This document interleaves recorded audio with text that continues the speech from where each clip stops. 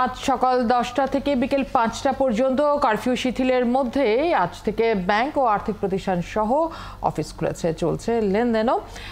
Bank পাড়ার খবর জানবো, সহকর্মী সুশান্ত সিনহা যুক্ত হচ্ছেন আমাদের সাথে।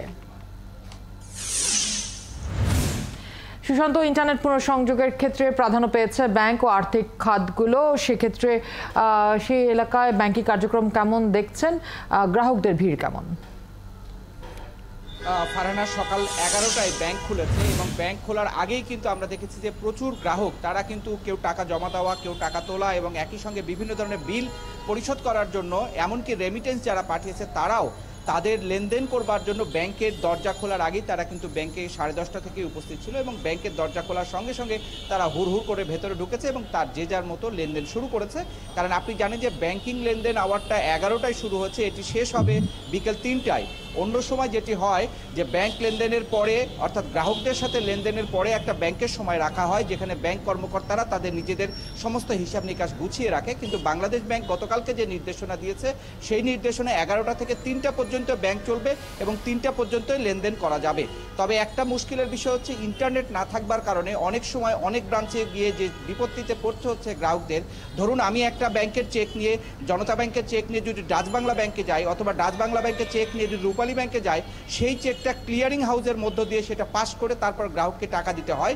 সেই ক্লিয়ারিং হাউস বা আরটিজিএস প্রথা যেগুলো আছে সিস্টেমগুলো, অনলাইন যে সিস্টেমগুলো, সেগুলো এখনও পুরোপুরি সকালবেলায় চালু হয়নি। তবে ব্যাংক কর্মকর্তারা বলছেন তারা তাদের সাধ্যমতো চেষ্টা করছেন। ফারহানা, এই সঙ্গে আরেকটি তথ্য আপনাকে দিয়ে রাখতে চাই, সেটি হচ্ছে পুঁজিবাজারের লেনদেনও কিন্তু শুরু হয়েছে সকাল 11টা থেকে, এটি চলবে দুপুর 2টা পর্যন্ত।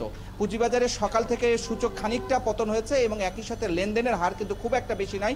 প্রথম 20 মিনিটে মাত্র 27 কোটি টাকার লেনদেন হয়েছে। অনেকগুলো শেয়ারের কিন্তু বায়ার ছিল না। অর্থাৎ যে জিনিসটি আপনাকে বলবার, ব্যাংক এবং আর্থিক খাতের লেনদেন শুরু হচ্ছে, কিন্তু এখনও মানুষের মধ্যে আসা যাওয়া চলাফেরার মধ্যে একটা অনিশ্চয়তা বা একটা খানিকটা দুশ্চিন্তা আছে, যার ফলে গ্রাহক এবং যে ব্যাংক এবং শেয়ার বাজারের কর্মকর্তা সব শ্রেণীর মানুষের মধ্যেও কিন্তু শুরুটা হয়েছে।